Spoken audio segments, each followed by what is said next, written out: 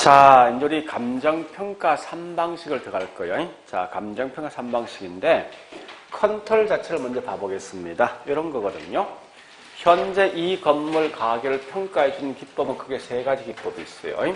맨 먼저 원가 방식이 있고, 두 번째 비교 방식이 있고요. 세 번째 수익 방식이 있습니다. 자, 우리 보통 이런 걸 가지고 뭐라는지 압니까? 감정평가에 세 가지 방식이 있다 해서 감정평가 3방식 쓴답니다. 자, 이 말 뜻이 뭐냐? 이거요. 우리 학원 건물 가격을 평가할 때 크게 세 가지 방식인데, 첫 번째, 여러분 가장 많이 하는 방식이 이 방식이에요. 옆집에서 매매된 게 5억이면 내 물건 5억이 돼서 옆집에 있는 물건과 서로 비교해서 내 건물 가격하는 방식이 비교 방식입니다. 자, 두 번째는 이 수익 방식, 이런 거, 수익 방식은 우리 한번 생각해 보죠. 똑같은 건물이지만 임대 수입이 달라지면 가격도 달라지겠죠. 그래서 그 나오는 수익을 통해서 이 건물 가격 측정할 수 있습니다. 그게 수익 방식이에요. 원가 방식은 우리 보통 이런 거요. 아파트 보니까 분양가 있죠. 분양가를 보통 그 건물 짓는 건축비를 통해서 이 분양가 측정한다 하죠. 마찬가지요.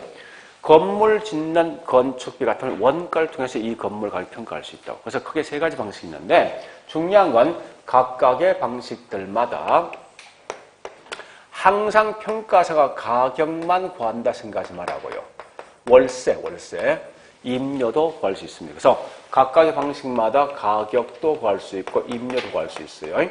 있는데 중요한 건 최근에 문제 보니까 아주 단답형이지만 여기 있는 각각의 방식마다 가격과 임료 구할 때 그 쓰고 있는 용어 자체가 뭐냐 이게 가끔 시험 낸다고.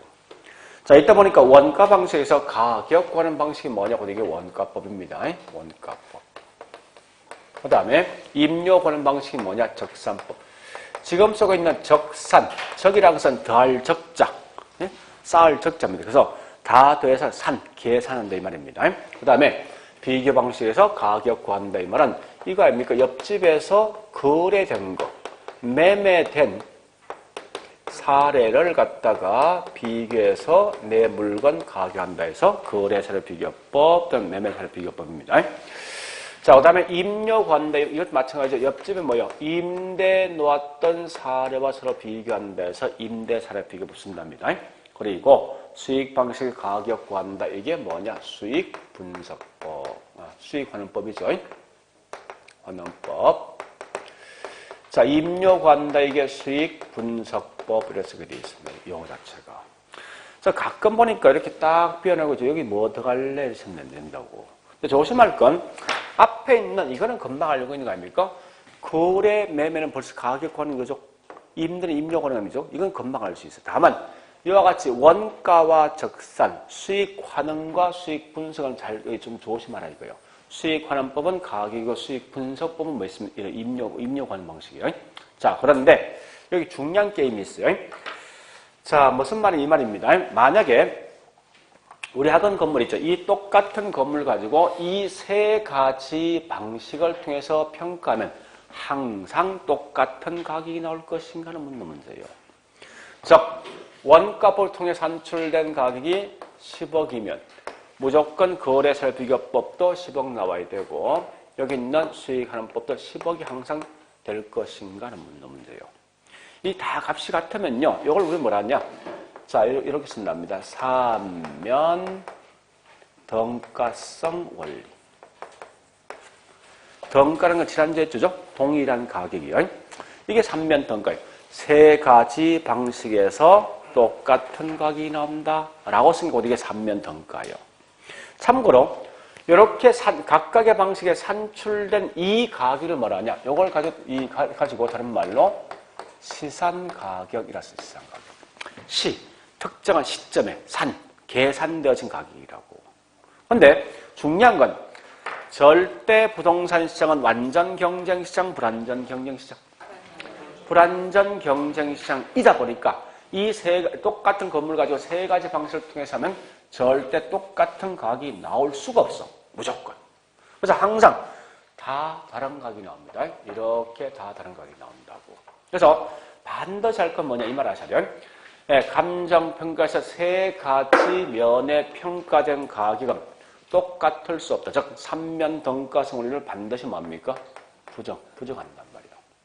그러면 이때 중요한 건 자, 어쨌든 감정평가에서 이 물건 가치를 평가하는 세 가지 방식을 통해 평가본 결과 다 다른 가격이 나왔어. 나왔으면 감정평가 보고서에 설마 이렇게 쓰겠습니까? 이 세 가지 방식을 평가하니까 10억에서 12억 사이 나왔으니까 의뢰인 네가 알아서 판단하라. 이렇게 안 쓸 것 같아. 그죠? 세 개 가격이 있는데 그 중에 얼마 된다. 딱 한 개 가격 찍어줄 거란 말이야, 분명히. 그러니까 이와 같이 세 가지 방식에 산출된 값이 다 틀리니까 약간 그 값을 즉 수정해 줄 수밖에 없다고. 이런 걸 보통 뭐라 하냐? 다른 말로 시산 가격 조정한답니다. 조정해요. 왜 시산 가격을 조정하냐 묻거든 반드시 이게 나와야 돼. 3면 등가성 원리를 부정하기 때문에 시산 가격을 조정할 필요가 있다 나와야 돼요. 그러면 이때 이 시산 가격 조정은 어떻게 할 것인가 하는 거예요. 자, 첫 번째 조정 방법은요. 절대로 이건 항상 하셔야 돼. 부동산학에서는 뭐든지 산술평균 쓴다 쓰는 순간 다 틀린 거예요. 산술평균은 뭐냐? 이게 산술평균이죠. 항목이 3개니까 10억, 11억, 12억 해서 평균 11억. 이 방식은 아니더라. 분명히 항상 우리 이 시장가격 추정할 때 가중평균을 통해서 뭐든 하게 돼 있어요. 가중평균. 이 말이 중요합니다. 우리 시장에서 보면요. 때에 따라 어떤 시장 상황에 따라 이 세 가지 방식 중에서 훨씬 더 이게 잘 맞는 방식이 있어. 어떤 상황에 따라서. 참고로 경기가 불경기에서 훨씬 더 이 값이 적정한 가격이 뭔가 하면 원가 방식이야. 경기가 뭐 있습니까? 일반적, 그냥 평소 같은 경우는 가장 적정한 방식 이런 방식이라고. 좀 이따 하겠지만. 그러니까 분명히 현재 이 세 가지 방식 중에 현재 시장에 있는 상황에 더 잘 맞는 방식이고 더 잘 맞지 못한 방식이 있다고. 그래서 할 수 없이 요 각각에 있는 값에 대해서 요 가중, 평균을 딱 준답니다. 그래서 현재 보니까 원가 방식이 비교적 적정하다. 그래서 얘한테 확률을 60% 줄 것이고 얘한테 30, 얘한테 10%. 이렇게 해서 이 값이 6억, 얘는 3억 3천, 얘는 뭐 있습니까? 1억 2천에서 이 값은 10억 5천. 이렇게 평가한다. 이 가중평균이에요. 그러면 결국은 이것 때문에 뭐 있습니까? 마지막 보니까 여기 있는 시산 가격 조정된 값이 얼마요? 10억 5천이지. 이게 감정평가 보고서의 마지막에 기재할 금액이라고 얘기해요. 따라서 이 건물은 10억 5천이다. 이렇게 명시되어 있다고. 따라서 이게 뭐냐? 최종 가격. 평가 가격이 된다고. 어떤 게? 시산 가격 조정한 값이. 그래서 요 흐름을 좀 아셔야 돼요. 그래서 우리 한번 거기 가격 노트 몇 페이지죠? 이게 71페이지인가? 맨 밑에 있죠. 그 말 꽤 중요합니다. 자, 그러면 이걸 갖다 머리 아프면요. 여기 있는 요 질문 정리하라고. 자, 문제 갑니다. 문제에서 40, 41, 42 요거 세 개만 딱 기억하시라고. 세 개만. 자, 40분의 가장 키워드요. 가치는 3면 등가성 원리를 부정하기 때문에 각각의 방식으로 평가하면 가치. 자, 다시 각각의 방식을 평가하면 가치. 이걸 다른 말로 시산 가격. 시산 가격. 시산 가격은 다르기 때문에 그 결과 시산 가격을 조정할 필요가 있는 거죠. 자, 그래서 41번요. 예, 조정은, 시산가격 조정은 이 감정평가 3방식에 산출된 시산 가치를 가중평균하는 것을 말한다. 그 다음에 42번요. 자, 세 가지 평가 방식을 적용시킨 각각의 산출된 가치, 같은 말이 이게 시산 가격입니다. 뒤에 시산 가격 조정이 있는데, 어쨌든 이렇게 해서 최종 평가 가치는 결국 뭐예요? 시산 가격 조정한 값이지. 여기 보세요. 9번, 여기 보세요. 자, 요 말과 요 말 다른 거예요. 그죠? 시산 가격은 각각의 방식에 산출된 값만, 이 자체 값만과 시산 가격이라고. 그런 결과 조정되어진 값이 그라고 구분하셔야 돼. 그렇게 내용을 정리해 보시고. 그리고 공부하실 때 있죠. 우리 여기서 이거 마시면 돼.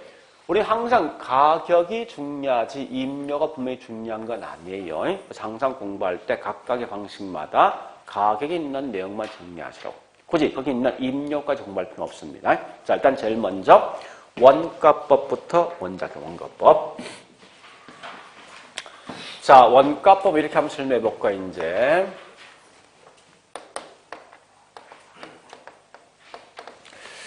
이렇게 한번 봐보죠. 자, 현재 이 건물이 15층짜리 임대용 사무실 건물이 있는 거예요. 자, 근데 이 건물에 보니까 총 사용 연수가 50년을 갖다 쓴다. 50년. 근데 20년 경과된 현 시점에서 이 건물 가격이 얼마 될 것인가를 평가할 목적이에요. 자, 일단 땅값은 토지 가격 빼버릴게요. 순수의 건물 가격만 평가해 보자고요. 자, 제일 먼저 중요한 것은 원가를 가장 많이 쓰고 있는 곳이 해계약. 그래서 항상 공부하실 때 해계약과 감정평가를 반드시 서로 구분해서 이해할 수밖에 없어요. 자, 일단 원가는 제일 먼저 해야 될 게 뭐 있어요? 이 건물 짓는 건축비를 먼저 산출해야 돼. 그죠? 그런 다음에 사용되어진만 감가거든요. 자, 제일 먼저 이 건물 짓는 건축비는 이렇게 들어간다 해보자고. 자재비가 있고, 노동비가 있고, 이윤이 있어요. 이렇게 현재 있으면요. 노동, 이윤이 있는데. 자, 잘 보세요, 이제. 제일 중요한 게 뭐냐 이겁니다. 해계는요. 여기 보자고. 해계는 이 건물 짓는 비 언제 비인가요? 이때요. 이 건물 언제 지었죠? 20년 전에 지었던 건물이죠. 그래서 20년 전에 맨 처음에 지었던 건축비가 분명히 있을 것 같아요. 그때 지었던 건축비 알아보니까 이 정도 비용이 들어갔답니다. 자재비가 50억이고 노동비가 40억, 이윤자재 10억 들어갔답니다. 그래서 20년 전에 맨 처음에 지었던 건축비가 100억 들어갔었는데 자, 이 건물이 벌써 20년 경과된 거지. 경과된 결과 감가, 노후됐으니 감가할 수밖에 없는데 일단 조건상은 50년 후에 남아있는 가치가 없다 가정을 두고 그 다음에 매년마다 똑같은 금액씩 감가된다면요. 어쨌든 매년 2억씩 감가되겠죠. 이론상에서. 그래서 2억씩 감가된 게 벌써 20년이 경과됐으니까 총 40억이 감가되어서 이 건물에 남아있는 가격은 60억이다. 이렇게 한번 평가할 것 같아. 해계는. 근데 감정평가는 비록 이 건물이 20년 전에 건축한 물건이지만 언제 시점 평가하는가면요. 20년 경과된 현 시점에 과거와 똑같은 자재, 똑같은 방식을 통해서 다시 만드는 비용을 산출한다고. 그러면 20년 전에 지었던 건축비와 지금 짓는 건축비 같겠습니까? 분명히 다르겠죠. 다시 짓는 비용 알아보는 게 이 정도 비용이 들어가야만 이 건물을 만들 수 있대요. 그래서 현재 이 건물 다시 만들면 200억 정도 들어가는데 어쨌든 문제는 20년 경과되어지면 감가할 수밖에 없는데 총 50년 동안 200억이니까 매년 감가액이 4억이 감가되겠죠. 따라서 이때 보니까 4억이 감가된 걸 가지고 20년 경과되었으니까 80억이 감가되어서 현재 이 건물 남아있는 가격은 120억 이렇게 평가한다고. 이게 어떤 차이가 있을까 한번 봐볼까요? 만약에 실제로 부동산 시장도 이렇게 평가하면 굉장히 큰 문제가 있어요. 어떤 문제 있냐? 자, 이런 게 있죠. 내가 만약에 5년 전에 5억에 분양받았어. 그런데 지금 판다면 이 방식 따라가면 절대 5억 이상 주고 팔면 안 돼. 그렇지 않습니까? 이 논리가? 근데 실사가 뭐 있으면 지금 보니까 7억, 8억 주고 판단 말이에요, 이게. 그러면 같은 논리죠. 비록 20년 전에 이 건물 지었던 비용이 100억인데 지금 얼마예요? 120억 가치가 나갈 수도 있다는 거지. 그러니까 훨씬 더 이론 합리적인 방식이 뭐냐? 밑에 있는 이 방식이란 말이에요, 이게. 그래서 철저하게 원가법 반드시 시험 내면요. 이 두 개를 매번 비교 시험 낼 수밖에 없는 거예요. 자, 그러면 가장 큰 차이가 뭐냐는 거예요. 요 차이 아니야? 그죠? 자, 이거 언제 짓는 비용? 언제? 전에 취득 당시 짓는 비용이지. 이걸 다루면 취득 가격이야. 이거 분명히 장부상 나있지? 그래서 장부 가격 쓴다고. 자, 다시. 이거 언제? 20년 경과된 현재 다시 만든다 비용을 연결하고요. 다시 만드는 비용, 이 말 말듯이. 그냥 그대로 번역하셔요. 그리고 요 감가가 있는데 감가 좀 달라. 얘는 감가상각이라는 용어 써. 얘는 감가수정이라는 용어 쓴답니다. 아, 그러면 우리 공부할 게 뻔하네. 이 두 개 무슨 차이가 있니? 하면 되겠죠? 요거 두 개 무슨 차이가 있니? 이거 알고 있으면 이 내용 쉽게 갈 수 있겠네. 자, 그래서 공식 갑니다, 이제. 예, 원가법에서 공식 어떻게 됩니까? 공식 기억하셔야 돼, 이거. 자주 묻는 공식이에요. 다시 만드는 비용에다가 뭘 빼주는 거지? 수정. 잠시 한 번 더. 자, 다시요. 마지막 최종 가격 나온 게 있지. 우리 이걸 통칭해서 뭐라 한답니까? 적산 가격. 쌓을 적자에 다 더한다는 거야. 응? 더해서 계산한다 적산 가격입니다. 몽땅다. 이렇게 산출되어진 가격을 적산 가격 쓰는 적산 가격. 자, 요걸 했으면요, 여러분들 지금 어떤 문제 맞추시는가 하면 이 문제 푸셔야 돼. 자, 문제 갑니다. 43번에 있지. 43번에. 박스 안에 있는 원가법에 대한 그 설명 속에 갈로 속에 뭐가 들어갈래? 답하셔야 된다고, 이제는. 그냥 공식 그대로 묻는 거지. 그죠? 그래서 조달원가에다 감가 수정이 수정, 상각이 아니라 감가 수정합니다. 오래 하시고요. 자, 그러면 다시 보세요, 이제. 자, 조달원가에서 여기 보세요. 요거 3개 마시면 돼. 종류가 있고, 그 다음에 세 번째 기준이 뭐냐, 이거 마시면 되는데. 자, 보자고요. 요 채가 뭐요? 다시인데 만드는 비용이지. 그러니까 중요한 건 다시란 게 언제이냐, 이게 중요하다고. 즉, 중요한 말은 시점이 언제이냐 묻는 거요. 나오는 순간 절대 앞에 해계약처럼 뭐 있습니까? 취득 시점, 현재 시점, 가격 시점, 등등등 이런 무수히 많은 용어 나오거든요. 나오는데 우리 앞에 첫 시간에 게 있죠. 감정평가된 건 과거, 현재, 미래 할 수 있으니까 이걸 전부 다 묶어서 무슨 시점? 그죠? 항상 이건 중요한 건 오직 기준 시점만 써야 되지 절대 다른 용어 쓰면 안 된다는 거예요. 뒷말은 의미 같지만 그리고 가격 노트 있습니다. 설명 쭉 돼 있거든요. 72페이지에 그죠? 73페이지입니까? 자, 73페이지 쭉 나 있는데 예, 뒤에 설명된 게 여기 설명이 아닙니까? 예, 재조정권은 기준 시점 현재 대상 물건과 동일 또는 유사한 부동산을 재취득한 비용인데 뒷말이 전혀 의미 없어. 어쨌든 장난치면 항상 여기 있는 요 말만 기억하시면 돼. 자, 두 번째 종류가 있죠. 이 물건 만드는 종류 두 가지 방식이 있어요. 첫 번째 복조, 복사, 복제 원가가 있어요. 두 번째 대체 원가가 있어요. 이 일본식 용어인데 여러분들 복조, 복사, 복제 같은 말이야. 자, 물어보죠. 의미 파악하죠. 흰 분필을 복사하면 흰 게 나와 노란 게 나와. 그게 복사예요. 이게. 똑같은 거. 대치는 비슷한 거지. 바꿀 수 있는 거야. 근데 이걸 쓰는 이유가 있어. 자, 잠시 이렇게 한번 예를 들어볼게요. 이 건물 한 달 전에 만들어진 거야.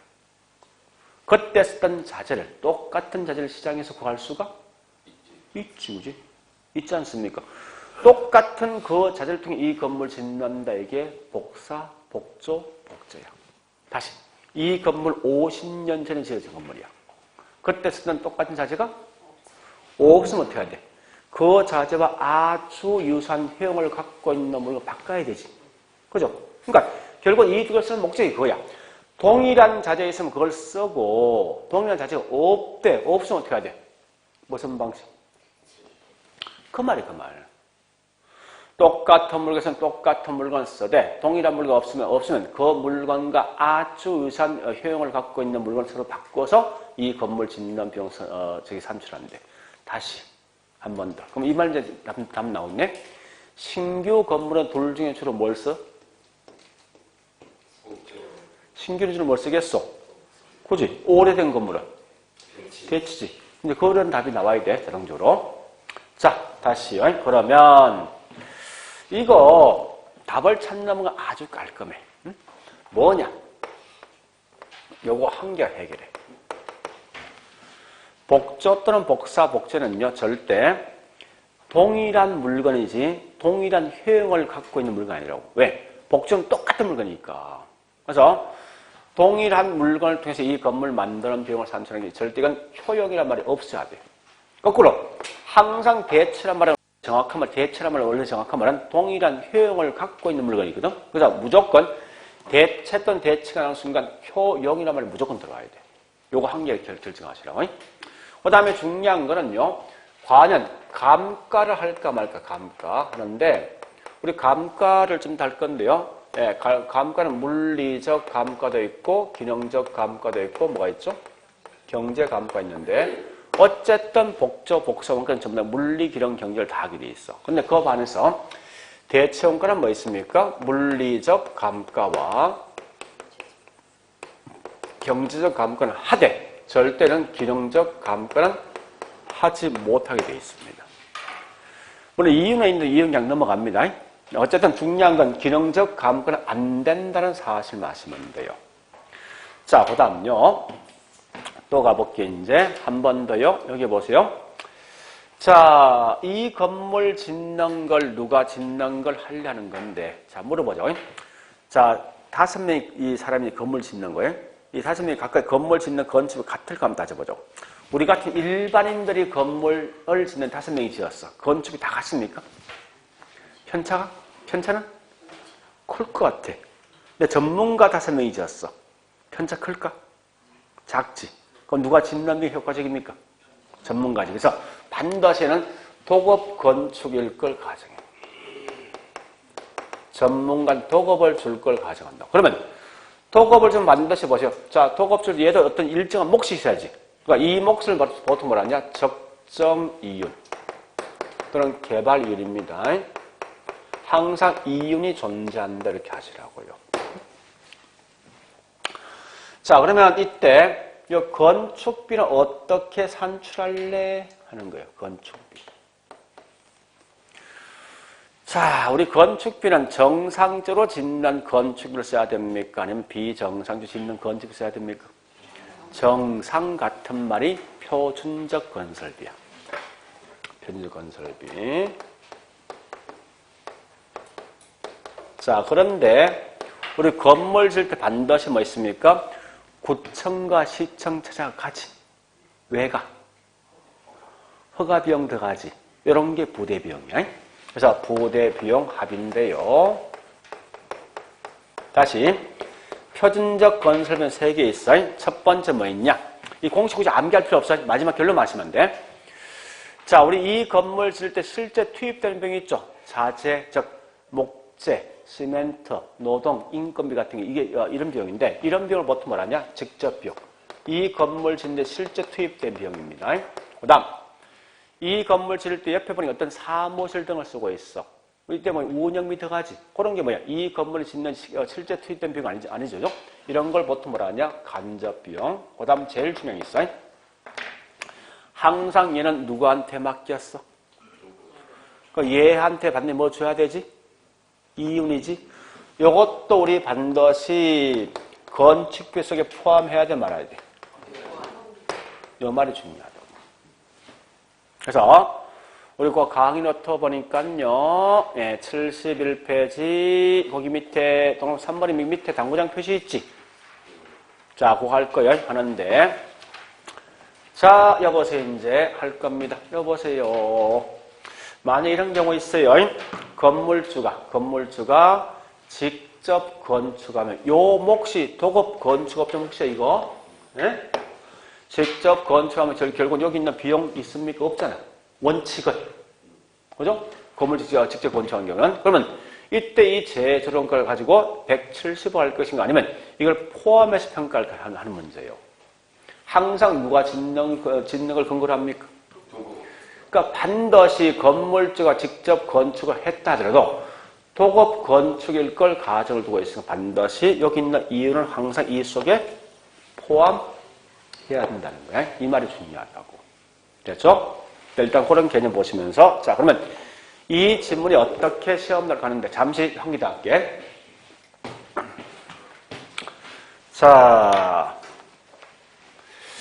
요거 아셔야 되는데 요 특징 할 건데 아까 했지만 제가 원가법은 누가 짓는 거? 도급이면 도급 건축 전문가끼리지만 거기 있는 건축 짓는 오차가 큽니까 적습니까? 오차가 적지. 그래서 항상 오차가 적다 쓰면요 무조건 이건 원가 방식이야. 그 다음에 한 개 더 특징 아셔야 돼. 공공공익용 부동산.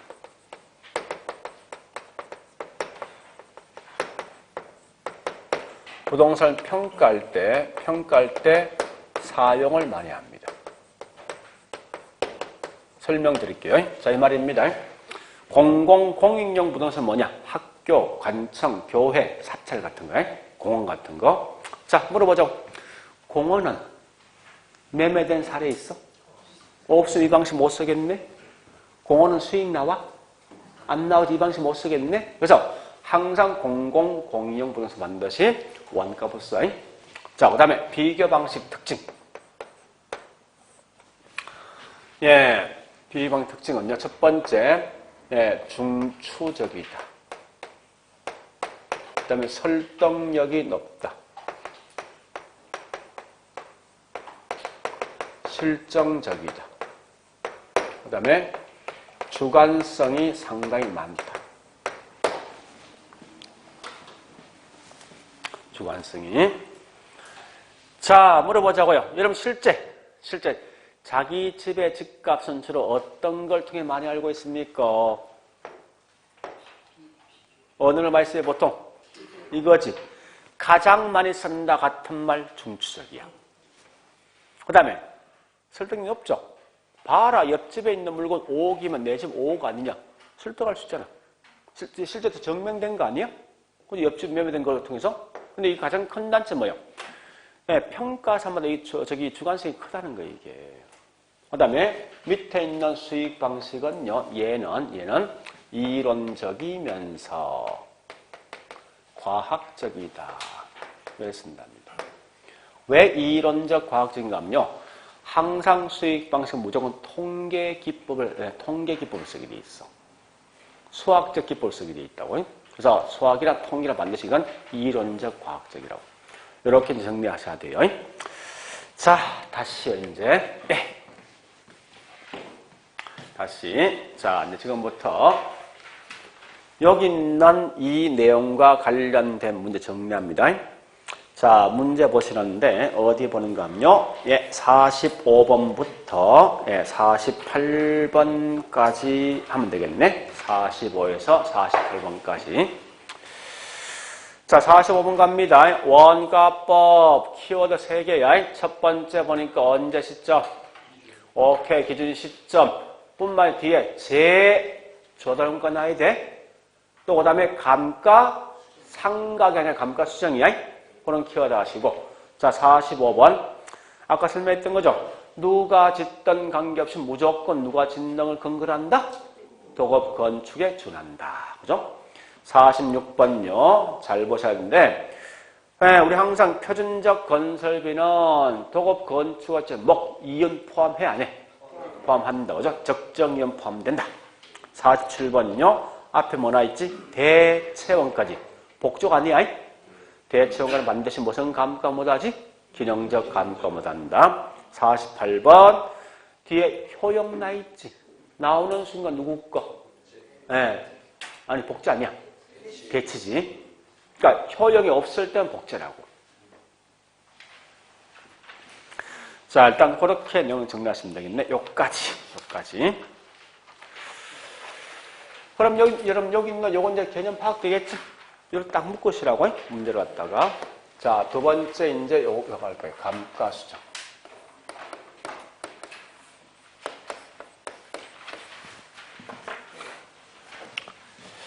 자, 요거 할 건데, 자, 일단 중요한 건 감가상각이란 말과 감가수정을 먼저 구분합니다. 앞에 했지만 감가상각은 회계입니까? 감정평가예요. 회계죠. 감가수정은요? 평가입니다. 요 두 개를 구분할 건데, 자, 잠시. 이거 혼돈 분명히 줄 수가 있어요. 자, 원래 미국에 있는 감정평가 지침서에는 원서상에는 감가수정이라는 용어가 없어요. 원래 있었거든요. 자, 다시 들어보세요. 회계학에서의 감가상각서 용어 자체가 감정평가에서의 감가상각서입니다. 원래. 근데 맨 처음에 김영진 교수 일본 책을 가져왔는데 문제는 뭔가 자기가 보는 이걸 잘 모르겠거든. 그래서 뭔가 좀 차이가 있어. 그래서 할 수 없이 그냥 용어를 바꾼 거야. 요 회계학에서의 감가상각을 가지고 그냥 그대로 감가상각을 썼고 평가에서의 감가상각을 감가수정 쓴 거예요. 그러면 조심할 건 무슨 말인가? 51번 가볼까? 51번.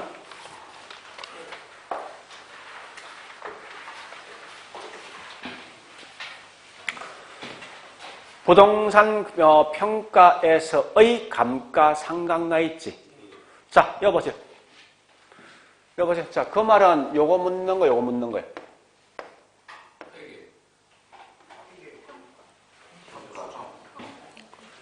네? 상각 묻는 감가수정 묻는 거예요. 그 표현이 감가수정이 그 말이. 그러니까 무조건 감가상각이라는 용어 때서 나한테서 무슨 감가상각 생각하면 안 된다는 거야. 앞에 우리 회계학에서의 감가상각은 감가상각이야. 평가에서 감가상각 이건 감가수정 말 뜻이라고. 그걸 좀 기억하시라는 거예요. 무조건 상각이나 때 항상 감가상각 생각하지 말고. 됐죠? 일단 그런 걸 좀 조심 보시고요. 자, 지금부터 여보세요, 이제. 만약에 지금 하고 있는 원가법이 말로서 시험 나오죠. 나면 100% 이건 시험 나옵니다. 여기서. 무조건 지문이 떠야 돼. 그만큼 중요한 거예요. 자, 일단 요거 구분 기준이 있죠. 가장 중요한 뭔지 아면 이겁니다. 사용연수가 뭐냐 이게 제일 중요합니다. 요게 나오면 뒤에 자동 따라올 게 있어요. 어떤 걸 중시할래 이 말 따라옵니다. 요게 나온 순간 반드시 실제 감가액과 일치할 것인가 이 말이 무조건 이 말 나온 순간 자동 따라와야 돼요. 같이 그냥 움직인다 항상. 그래서 그 다음에 보니까요. 요것 때문에 뭐라 할 수 있는 목적이라는 걸 구하세요. 목적을. 그러니까 얘는 사실 큰 의미 없는 거예요. 자, 일단 이렇게 요 세 개를 같이 묶어 보시라고. 그 외에 보니까 볼 게 뭐인가 하면 기초가 뭐냐. 그 다음에 관찰 감가 인정할래 말래. 그래서 이거는 무조건 안 되면 암기하셔야 돼. 하나, 둘, 셋, 넷, 5개. 이 5개 있는 문구는 꼭 암기하신다고. 자, 가보자고 이제. 여기 보세요. 자, 사용연수의 사용연수. 이 건물 몇 년 쓸래 묻는 거예요.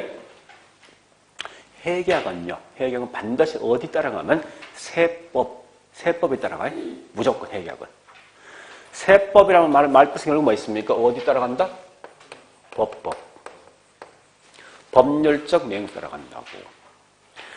감정평가는 무조건 실제 사용되는 연수 중요합니다. 실제 사용되는 이 말 같은 말이 경제적 내용 연수예요. 자, 요 두 개 이제 구분시킵니다. 이 두 개를 구분할 수 있어야 돼. 자, 이렇게 해보죠. 보세요. 자, 이렇게 한번 해볼게. 어떤 기업이 있죠. 자동차 2대를 샀는데 한 개는 해장용이고 한 개는 업무용으로 샀답니다. 근데 둘 다 보니까 법률상 10년 후에 폐차 처분한다. 이렇게 규정되어 있어. 둘 다. 근데 이때 보니까 이게 1년 경과돼서 보니까 자, 우리 중요한 건 우리 폐차 처분할 때 탄 키로수가 중요합니까? 사용된 연수가 중요합니까? 키로수가 중요하지. 그래서 일단 30만 타면 이건 폐차 처분한다 하자고. 이게 뭐냐 다른 말 경제적 내용 요소 이게. 응? 실제 사용되는 연수니까. 자, 그래서 일단 1년 딱 김가니까 해장용은 5만 탔어요. 업무용은 6만 킬로 탔답니다. 만약에. 한번 따져보자고 이제. 그러면 어쨌든 매년마다 동일한 키로수를 탄다면요. 해장용은 몇 년에 폐차처럼 합니까? 6년이지? 업무용은요? 그죠? 자, 설명드릴게요, 이제. 자, 일단 업무용은 보니까 5년 후에 실제 이 물건 폐차 처분한다 하더라도 법률상 내용, 저기 우리가 알고 있는 법적 내용에서는 남아있는 기간 동안 계속 감가해야 돼. 근데 경제란 것은요, 실제 5년 후에 폐차 처분 그 즉시 감가는 종료된다고. 그러면 중요한 건 법이란 건 실제 감가일과 일치 안 하지. 중간에 이 물건이 멸실, 소멸되어진다 하더라도 법률상 남아있는 그 기간 동안 계속 감가하니까. 근데 경제는 무조건 뭐예요? 멸실된 순간 바로 감가 끝나는 거예요. 그래서 실제 감가일과 일치하지 않는 게 법, 일치하는 게 경제야. 두 번째. 자, 중시, 요거 합니다. 해결은요, 중요한 건 너 이미 1년 탔네, 여기 중시한다고. 이미 사용된 거. 그러니까 경과연수를 중시합니다. 이건 커네미 갖지 마세요. 아무 의미 없으니까. 근데 이 경제는요, 그게 아니라 너 앞으로 보니까 5년 남았네, 4년 남았네, 남아있는 연수를 중시한다고. 그래서 얘는 잔존연수를 중시한다죠. 요걸 통해서 뭘 하면 목적이 나온다고. 자, 다시 가볼게. 보세요. 자. 네. 자. 회계는 반드시 뭐 있습니까? 이미 사용된 게 중요합니까? 앞으로 남아있는 게 중요합니까? 회계. 법. 사용된 거지. 얘 몇 년 썼어? 그래서 너 감가 40억 했다는 거야. 이게 중요하다고. 경제는 남아있는 연수 중시되죠. 앞으로 30년 남은 거지? 그런 결과 너 이 물건 현재 120억 남아있네. 요 파악할 목적이라고. 자, 이 말은 회계는 취득 원가를 매년 얼마씩 감가했냐가 중요하다고. 반대로 뭐 있습니까? 감정평가는 그 결과 현재 남아있는 가격이 120억이 파악할 목적이요. 자, 여기서 바로 하나 더 해결합니다. 다시 보세요. 기초합니다. 자, 회계는 얼마를 가지고 감가한 결과 40억 감가되었습니까? 얼마 가지고? 100억이지. 여기는 기초가 뭐지? 취득원가야. 다시. 감정평가는 얼마 가지고 감가한 결과 80억 감가되었습니까? 여기는 누구예요? 재조정가라고. 됐죠? 자, 정리하면 이 말 아닙니까? 가보자고, 이제. 자, 감가상각은 기초가 뭐라고? 취득 원가 같은 말, 장부 가격을 근거로 해서 감가하겠지만, 거꾸로 감가수정은 반드시 재조달 원가를 근거로 해서 감가합니다. 자, 목적 가볼까? 회계는 취득 원가를 가지고 가격을 매년 얼마씩 감가할까? 비용 배분이야. 비용 배분이 목적이지만 감정평가는 뭐 있습니까? 예, 현재 남아있는 가격, 현존 가격을 파악할 목적이라 하시면 돼요. 요건 큰 의미 같지만 아무 의미 없으니까. 자, 마지막에 있는 요거 관찰 감가. 관찰. 이 말이면 평가사 네가 와서 한 개 한 개 관찰해서 하자 있는 건 감가한다는 거예요. 자, 가볼게. 요거 설명해 볼게요. 법에서는요, 1년 경과되면 둘 다 똑같이 감가돼 있어. 법은. 근데 경제는요, 실제 이거 중고시장 내면 가격 같을까, 이거? 거의 경제야, 쉽게 말해서. 자, 다시 할게요. 법이란 건 중요한 건 와서 몇 킬로 탔냐, 이게 중요해? 의미 없지. 단지 책상물에 딱 앉아서 날짜, 며칠 전이 중요한 거지. 와서 확인할 필요 있어, 이거? 없지. 근데 경제는 반드시 와야 되지. 뭐가 중요한데? 탄 킬로수 중요하니까. 그런 결과 회계는 반드시 관찰 감가 인정 안 하지만 반대로 감정평가에서는 인정 이렇게 하시면 돼요. 여기 다야. 문제 풀자고. 자, 문제 갑니다. 49번부터, 예, 52번까지. 자, 49번. 취득, 가격, 감가상각. 제조단 원가, 감가수정이죠. 50번. 감가수정한 내용연수는 경제고. 비록 거기 앞쪽에 감가상각은 뭐 있으면 내용연수가 법이지. 그죠? 51번. 자, 평가에서 감가상각, 즉 감가수정은 묻는 거죠. 감가수정은 시장 가치를 구하기 위해서는 대상 부동산에 뭐를 근거로 합니까? 제조단까지. 그죠? 자, 52번요. 관찰 감가 인정하면 감가수정이고 인정하지 않으면 감가상각이다. 그게 다요. 자, 그 다음.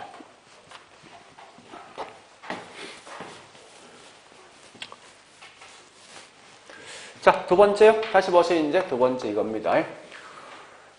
이제 평가사가 이제 뭐 하겠습니까? 이 건물 어떤 게 하자가 있어? 하자 요인을 이제 파악해야 됩니다. 하자 요인을 파악한다. 이 말이 뭐냐? 감가 요인. 요건 우리 강의 노트 없어요.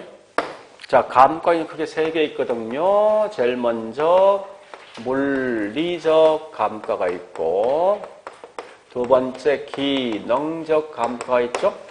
세 번째 경제적 감가가 있습니다. 아까 했던 거 물리는 이 건물의 껍데기가 문제 있는 거예요. 그래서 주로 본다면 얘는 주로 중요한 이런 예가 어떤 예가 어디 속에 포함되고 중요합니다. 자, 물리는 대충 이런 말 보통 나옵니다. 노후, 마모, 파손, 훼손,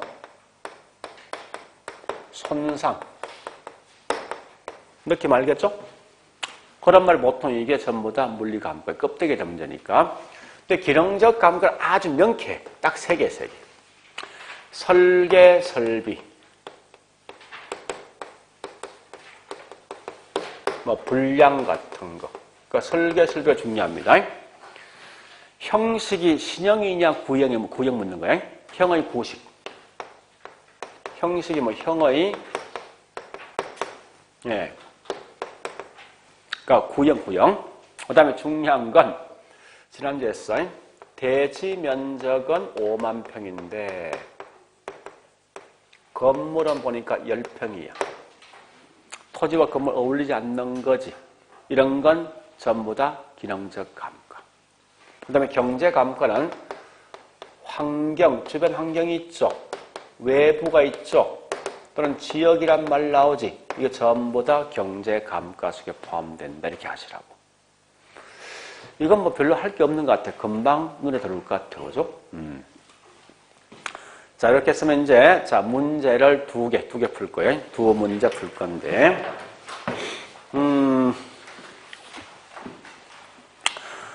예, 저기, 문제 중에서, 54, 55. 54, 55. 54번. 키워드. 외부적인 힘이야. 뭐라고? 경제. 그지? 55번.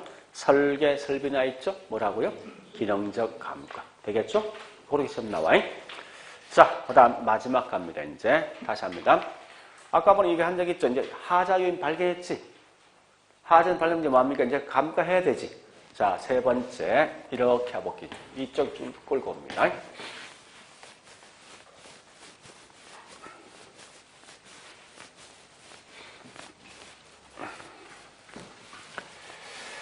자, 이제 세 번째 갈 거예요. 감가 수정할 때 수정 방법이 뭐가 있을 것인가? 수정 방법. 자, 일단 첫 번째 볼래요? 제일 먼저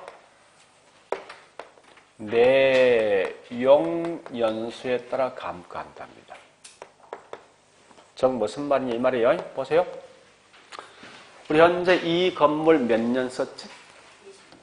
20년 썼지? 그러니까 사용되어진 연수에 따라 감가한다. 이게 내용 연수라고. 근데 이 가장 치명타가 있어. 한번 물어보죠. 아파트가 있는데 같은 동이야. 801, 802호가 있어요. 그런데 여기 지어진 지 10년 경과 되었어. 그럼 내용에 따르면 결국은 똑같이 감가되어 있겠지. 10년 똑같으니까. 근데 둘 다 실제 보니까 그 관리 상태 같을까, 이거? 다를 거 아니에요. 그럼 가격 다를 거 아니에요. 근데 얘는 같이 본다면 논리가. 그래서 그런 어떤 문제점이 있을 때 뭐합니까? 할 수 없이 다른 방식을 통해서 보완합니다. 보완하는데 크게 이 네 가지 방식이 있어요. 첫 번째, 관찰 감가. 두 번째, 분해법. 안에 내용 알 필요 없어. 이건 제목이 중요한 거예요. 제목이. 세 번째, 시장 추출법. 네 번째, 임대료 손실하는 법.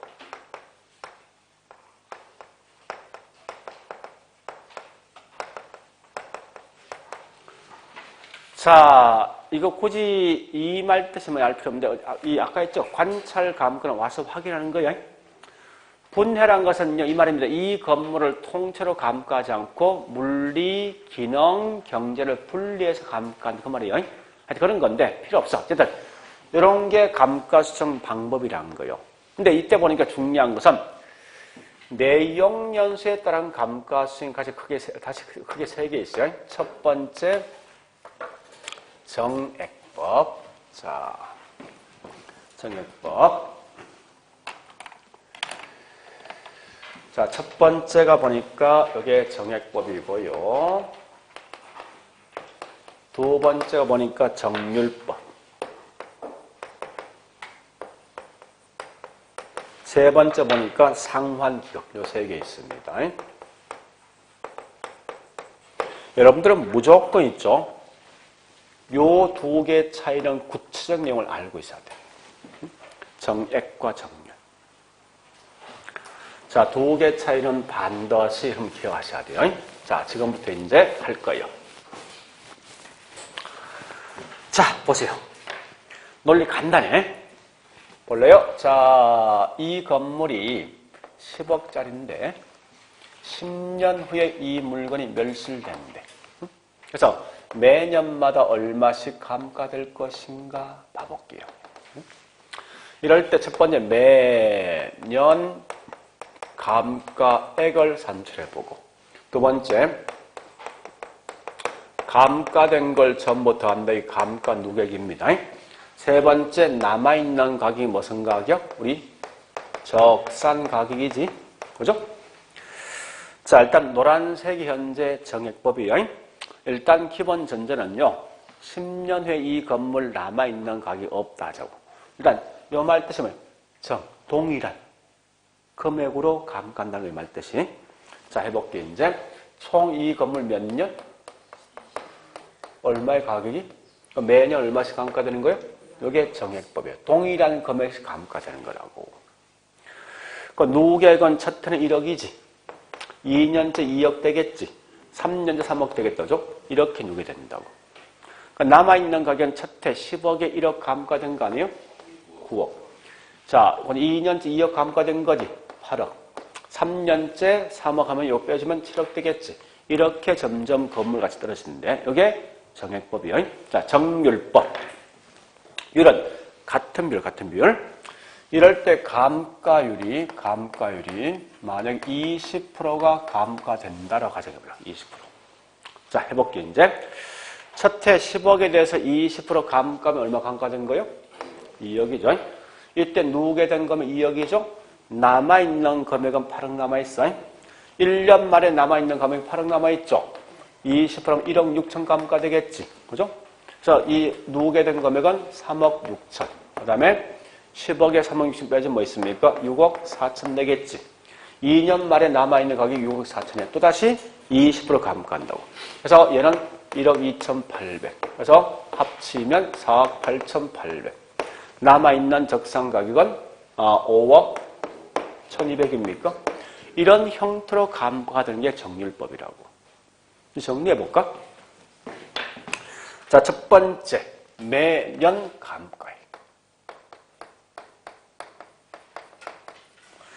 정액법은 보세요. 매년 감가된 금액이 똑같지. 그러니까 매년 감가되는 건 동일하다. 정률법은 매년 감가액은 첫 해는 2억, 1억 6천, 1억 2,800 점점 떨어지겠죠. 그죠? 이렇게 체감한다. 이 말이 중요하다고. 두 번째, 감가 노객. 자, 정액법은 첫 해 얼마요? 1억, 2억, 3억, 4억 매년 똑같은 크기만 올라가지. 그러니까 이걸 보통 뭐라냐? 이 정비례하여서 증가됩니다. 그런데 정률법은 첫 해가 얼마요? 2억. 그 다음에 4억입니까? 아니지. 그 다음에 6억입니까? 아니죠. 똑같은 비율 올라가는 게 아니에요, 이건. 그래서 이걸 보통 다른 말로 비례하여 증가한다. 구분 잘 하시고, 다른 용어입니다. 자, 그 다음에 주로 마지막에 어디에 많이 사용할 것인가? 정액은요, 무조건 건물. 건물, 구축물 쓰는 건 구축물. 정률은 기계나 기구 등에 많이 쓴다 합니다.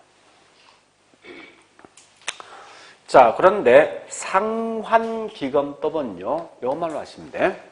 이 말 무조건 나오는 순간 이자가 존재한다. 같은 말이 복리이자.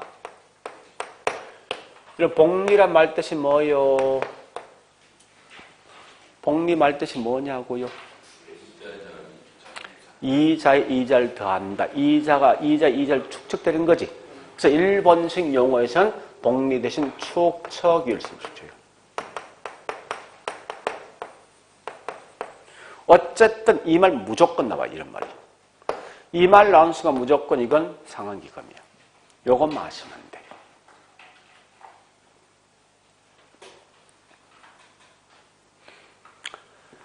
자, 이렇게 해놓고 이제 문제 바로 풀자고. 자, 문제 갑니다. 예, 53번. 53번. 같은 부동산 평가에서 감가상각이라 할지라도 그 구체적 내용은 감가수정 방법에 따라 서로 달라진다. 여기 볼래요? 똑같은 물건 맞지, 이거? 그죠? 1년 경과되면 남아있는 가격이 같아, 이거? 그죠? 평가 방식에 따라 달라지면 그 값 달라지는 거예요. 자, 그 다음에, 예, 저기 있는 56번. 56개 중요합니다. 자, 가보자고. 그럼 참고로, 여보세요. 계산이 제일 편한 게 누구야? 정액이지? 자, 그거 뒷말로 하셔야 돼. 꼭 기억하셔야 돼. 정액법의 가장 큰 단점은 실제 감가액과 일치하지 않는 단점이 있더라. 이게 중요하다고. 보세요. 자, 여보세요. 자동차를 샀어. 새 걸 샀는데 1년 타고 중고시장에 내놨어. 이때 이 새차 샀던 가격과 그 감가액이 1년 사이죠. 감가액이 큽니까? 아니면 1년 지나고 그 다음에 2년째 팔았어. 그러니까 1년씩 끊어버렸을 때 감가액이 더 큰 게 초기예요? 아니면 후기예요? 초기지. 그러니까 원래는 항상 보니까 초기에 훨씬 많이 감가되거든. 근데 얘는 우리 정액보면 항상 뭐라 했습니까? 똑같이 감가되잖아. 그죠? 그래서 초기에 보니 실제 감가 일치하지 않는다고 이게. 그래서 그런 가장 큰 단점이 있어. 그래서 보통 이제 기계나 기구를 보통 그걸 쓰는 이유가 이 방식을 쓰는 이유가 뭐냐 이 말입니다. 초기에 많이 감가할 목적이야. 주로 쓰는 정률법을. 자, 그 다음. 네, 57번. 이거 시험 엄청 많이 냈던 거예요. 정률법은 첫 해가 크고 해가 지나면 점점 준대. 여기 보자고. 보세요. 여기 보자고요. 정률법은 감가율은 얼마야? 똑같지. 그죠? 근데 초기는 크고 점점 감소한 뭐가? 감가? 액이 액. 액이란 말고 율을 잘 구분하시라고. 금액은 점점 감소해. 비율은 똑같다고 이게. 그 다음에 58번요. 딱 보니까 복리, 이자 이 말 나오지. 나오는 순간 무조건 상황 기억. 그래 가시라고. 그 다음에 자 59번요. 관찰 감가. 보세요. 관찰 감가는 평가사 와서 한경이 확인하지. 비교적 뭐 있습니까? 정확히 평가는 되겠지만 잠시만요. 잠시만. 우리 학원 보니까 주차장이 부족하지. 자, 5명의 평가사 왔어. 그 부족한 걸 감가할 때 5명이 평가하면 똑같은 감가 될까? 다 틀리지? 그래서 가장 큰 단점은 주관성이 크다는 거예요. 그렇죠? 자, 정리할게요. 이거 기억하셔야 돼. 이거 보세요. 자, 제일 먼저 요거 꼭 기억해야 돼. 요거. 그 다음에 여기 있는 3개로 우리 문제 풀었지. 그죠? 요거 정리하시고 그 다음에 4번째 요거 있지. 딱 4개, 3개 테마. 요 3개 테마 기억하시면 돼요. 설마 저기 있는 이 물리 기능 알 것 같아. 그냥 통과시켜버리고 요 3개만 딱 정리하시라고. 그게 핵심이니까. 자, 그래 하시고 좀 쉬었다가 거래 사례 비교하기.